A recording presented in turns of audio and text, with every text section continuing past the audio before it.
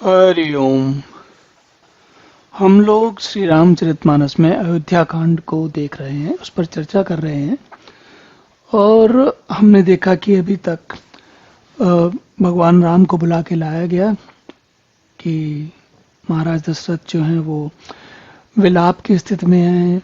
महारानी कैकेयी ने दोनों वरदान मांगे हैं और उन दोनों वरदानों को मिलने के बाद अ, भगवान राम जो है वो कैकेयी माता कैकेयी से बातचीत कर रहे हैं। और इस बातचीत में वो ये कह रहे हैं कि भगवान राम तो बड़े प्रसन्न हैं कि चलो अच्छा है, बहुत अच्छी बात है।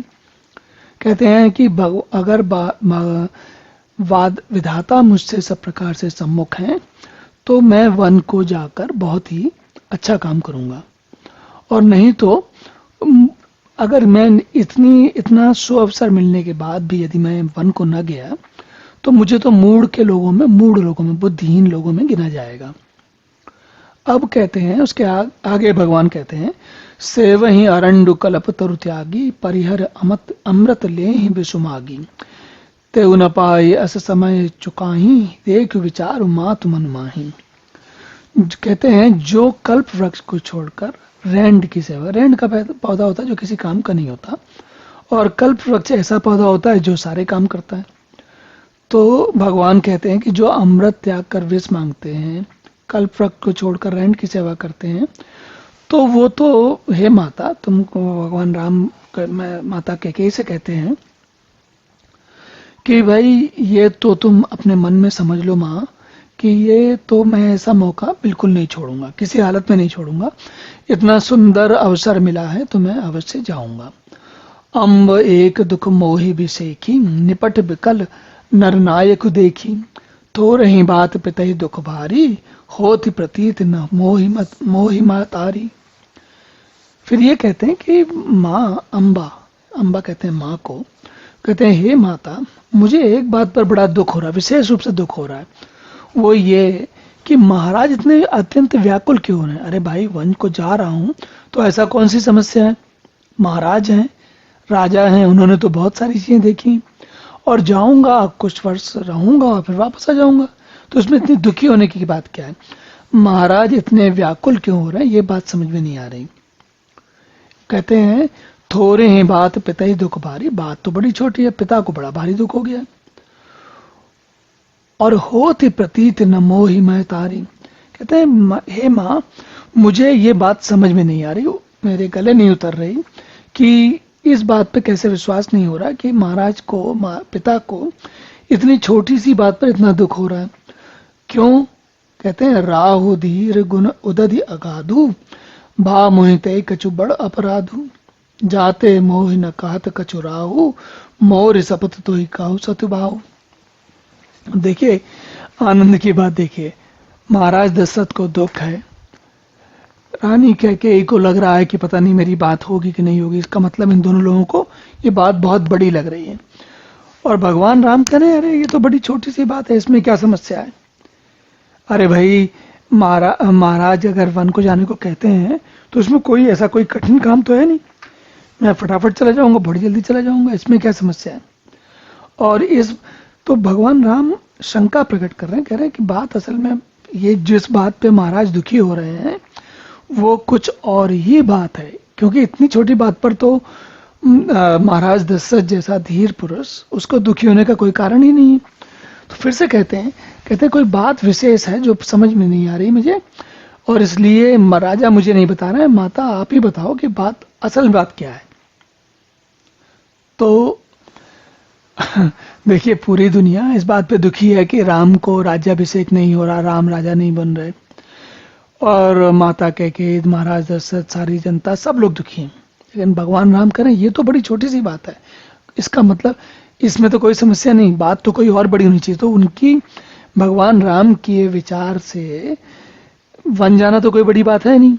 तो अब वो जानना चाह रहे हैं कि और क्या बड़ी बात होगी जिसके कारण राजा इतने दुखी हैं।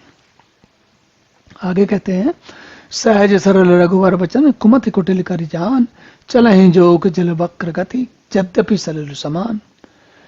अब देखिए तुलसी एक उदाहरण देते हैं, एक दोहा बताते हैं। वो कहते हैं कि रघुकुल में श्रेष्ठ श्री रामचंद्र जी, जिसका मन सरल स्वभाव का होता है, उसको सब कुछ सरल लगता है, तो उनको भगवान राम को बिल्कुल भी समस्या नहीं है कि हम मंदिर वन में जाना है। उनको कोई कारण नहीं, कोई कष्ट नहीं, वो बड़े सुखी हैं इस बात को लेके, या यूं कहिए कि सुखी ना भी हैं तो भी उनको कोई प्रभाव नहीं है, कोई कष्ट नहीं, कोई दुख नहीं है।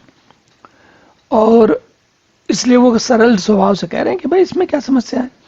लेकिन माता कैकेयी, जिनके मन में थोड़ी खोट आ गया है, वो सोच रहे हैं कि पता नहीं क्या अभी ये ऐसा क्यों कह रहे हैं।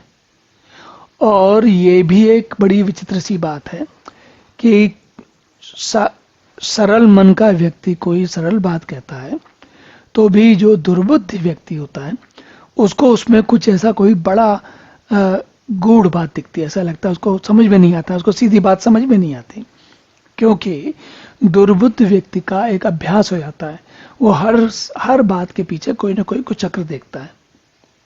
तो क्या होता है कि माता कैकेयी को लग रहा है कुछ गड़बड़ है इसमें, कोई उनको कुछ समस्या समझ में नहीं आ रही। और उसके उदाहरण में तुलसी कहते हैं चला ही जोक जल बक्र गति यद्यपि सलिल समान। कह रहे हैं जोक जो है, जल में बाकी चीजें सीधे चलती है लेकिन जोक जो है तिरछी चलती है। क्यों? जबकि जल वही है, क्योंकि जोक जो है जो दुर्बुद्धि प्राणी है। रहसी रान राम उर्ख पाई बोली कपट स्नेह जनाई शपथ तुम्हार भरत कयाना हेतु न दूसर मैं कछु जाना।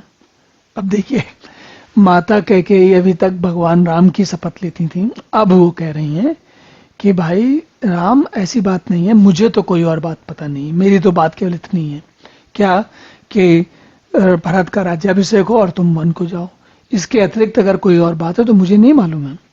और इस बात को मैं सच्ची कह रही हूं, ये बात के लिए वो कहती हैं कि शपथ तुम्हार भरत कह आना, मैं भरत की शपथ लेकर ये कहती हूँ। अब अगर राम माता कैकेयी के लिए राम सबसे प्यारे थे तो वो कहती है मैं तुम्हारी शपथ लेके कहती हूँ, लेकिन नहीं, अब माता कैकेयी मन में भाव बदल गया है, तो अब वो कह रही हैं कि मैं अपने पुत्र की शपथ लेती हूँ। और कितनी जल्दी व्यक्ति का भाव बदल जाता है, इसका आनंद भी एक कुछ अलग ही है। तो आप कहती हैं और कोई कारण तो मैं नहीं जाना मैंने नहीं, लेकिन ये बात मैं जानती हूँ। और तुम अपराध जोग नहीं ताता जननी जनक बंधु सुख दाता राम सत्य जब सब जोक चुके हो तुम भी तुम्हात वचन रत आए हो।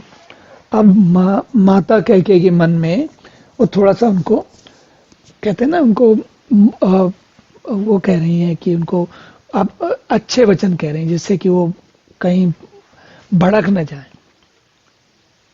तो क्या कहती हैं तुम्हारा तो कोई अपराध है ही नहीं, तुम तो सब लोग जानते हैं कि तुम माता पिता और सभी के लिए अच्छा अच्छा काम करते हो, और तुम जो राम जो कुछ भी कह रहे हो वो बिल्कुल सत्य है, तुम वास्तव में माता पिता के जो वचन है उनके पालन में तत्पर हो। तो मतलब भगवान राम को वो अब मीठे वचन कह रही हैं ताकि वो अब उनकी बनी बनाई बात जब पूरी जो सब कुछ उनका संभल गया है उनकी इच्छा अनुसार, वो कहीं बिगड़ न जाए।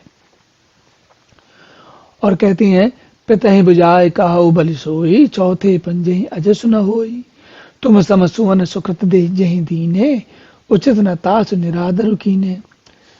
अब देखिए, माता कैकेयी को मन उनका इतना छोटा हो गया है कि जो मन की हृदय की विशालता वो चली गई।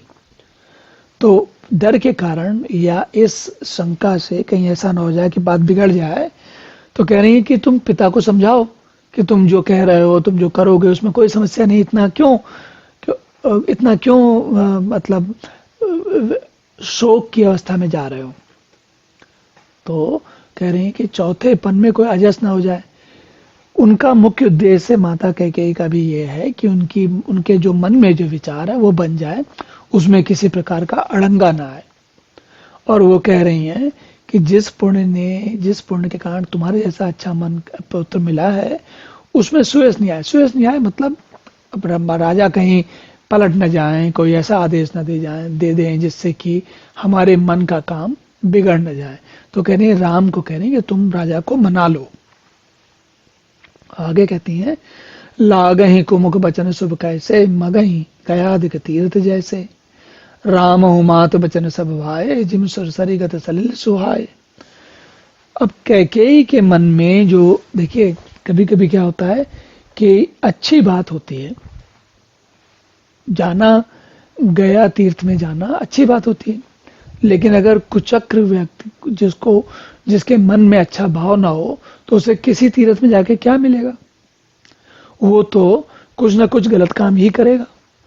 तो इसी प्रकार कैकेयी जो कुछ भी कह रही हो, बात उन्होंने अच्छी कही है, क्या कि राम जो है वो माता पिता के वचनों का पालन करने वाले हैं और सुपुत्र हैं इत्यादि, लेकिन उनका मंतव्य तो कुछ और ही है, उनका चाहते वो तो कुछ और ही चाह रहे हैं, उनका कारण कुछ और ही है। वो कारण उनका ये थोड़ी है कि वो राम अच्छे हैं, वो तो चाह रहे हैं कि राम अच्छे रहें, ऐसे बने रहें, सुपुत्र बने रहें, ताकि हमारा काम हो जाए।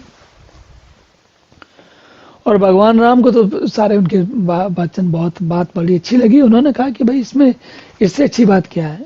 तो कहते हैं, तुलसीदास जी कहते हैं कि माता कैकेयी के सारे वचन ऐसे लगे जैसे गंगा जी में जाकर जो जल होता है, गंगा जी का जल होता है, वो शुभ और सुंदर होता है। मतलब कि भगवान राम के पास आकर कोई अच्छी बात हो या कोई बुरी बात हो, सभी के सभी शुभ हो जाती है। तो अब यहीं रुकते हैं, अगले सत्र में पुनः मिलेंगे, तब तक के लिए हरि ओम।